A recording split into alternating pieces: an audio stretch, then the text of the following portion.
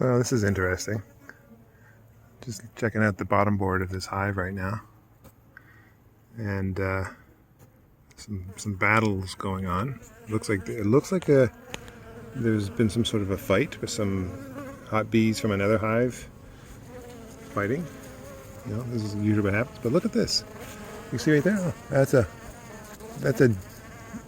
this right here. Whoop.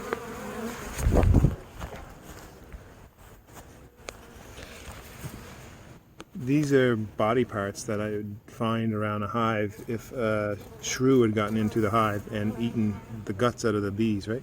Let's see if we can find a good example here. But let's see all these little bits and pieces of bee parts, bee bodies. Like look, the abdomen there, and then they're all hollowed out. Like this one right here, right, smack in the middle of that shot. You see that? That's a hollowed out bee. All the guts have been sucked out of it, like a shrew would do. So I don't know if a shrew got in there last night or this morning, but that's a little bit alarming. Might be time to put on some mesh. So on second thought, I don't think there are shrews in this hive, or it's possible, but it's maybe not. I don't know. It's hard to say. I think I was looking over everything I'd done in my bee yard the day before, and or over in the past couple of days anyway. And usually if something dramatic happens, the first thing I like to do is actually think about what I did to make that happen. And most of the things that do happen in my bee yard that are, you know, unsettling are usually my own fault.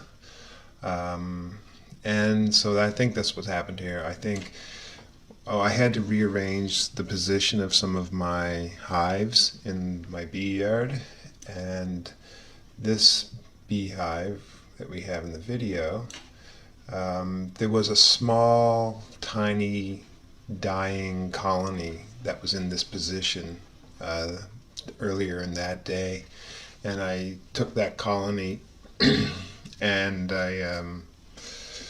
I got rid of it, basically. But a lot of those foragers, I think, came back to the original location where this new hive is located now, and I think this is what we have here. We had some battling going on, some death.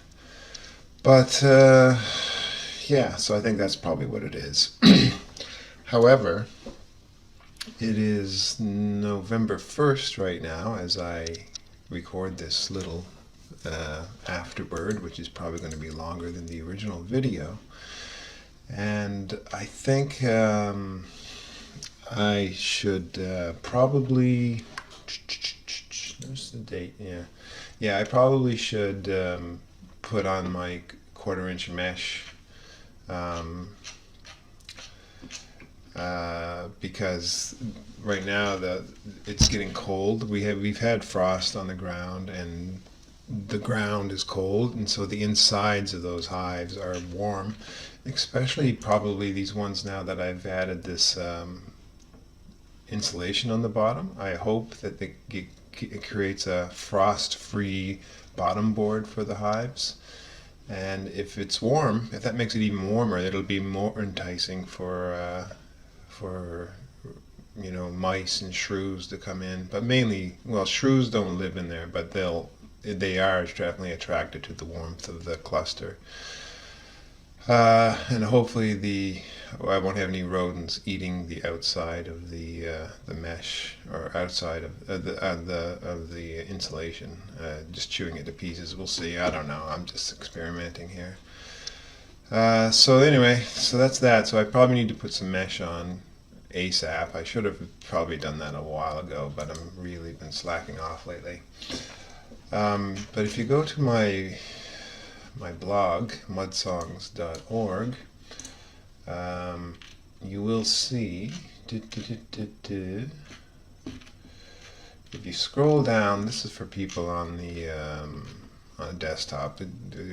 Anyone on a cell phone isn't going to get this, but and I don't think people really pay attention on cell phones anyway. That's just my personal bias. Anyway, I'm looking for shrews, so let me just look up shrews. There we go, shrews. And this is all I meant to do here. Now I'm just rambling. Um, yeah, if you go under my shrews category on the blog, you'll find out, you'll learn more about shrews, my experience with shrews. And here's a good one: how many bees can a shrew eat? This is good to know. And what else do I have here on shrews, in the world of shrews? I got too much stuff on shrews. Hold on a second. Oh yeah, and so the first sign of shrews in a hive, this is a good example. And then here you can see all the bits and pieces of the body parts that I was talking about. See that? Little abdomens. And you'll see also like wings too, like this. And the legs and all that stuff. But when you do, the main thing is the abdomens. You'll find, and sometimes little birds will eat the bees, the dead bees, and you'll see little bits and pieces of bees around because little juncos and things were eating them, but that's not shrews. The shrews it'll be, well, anyway, you'll see it, it's pretty obvious. But yeah, if you go inside the hive, if you got a shrew inside your hive, when you see this is sugar, not snow, and that's a piece of pollen patty. But yeah, when you see these little bits and pieces like this, like maybe one or two here and there is not a big deal, but you'll see if a shrew is in there, it'll just be picking off the bees one at a time, picking them apart, sucking the guts out of the abdomen like here, and then sucking every little bit of juice they can out of the bodies of the bees, and then just discarding all the pieces like that. And you'll see lots of it because they can chew through, well, let's see, how many can they eat? Shrew can eat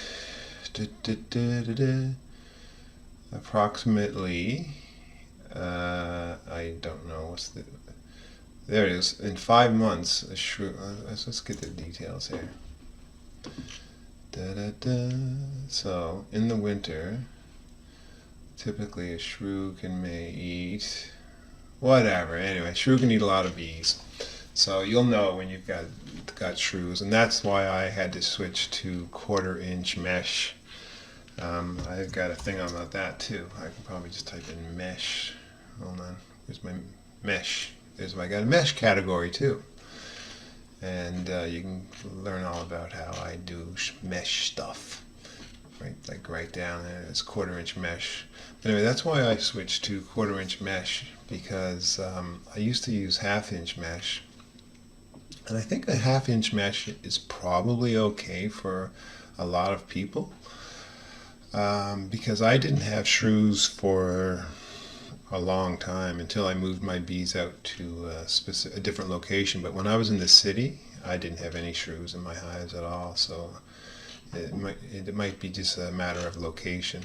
But once you get a shrew, look out, brother, because I think I must have been in shrew country. Like when I think I had 8 or 9 hives at the time, and I think I lost all of them except for 2 to shrews. And I was afraid to open up the hives in the wintertime and clean them out. But now if I found a shrew inside a hive, I take action. I just tear that hive apart and they'll have to live with it. And it's better than leaving a shrew inside because they'll die.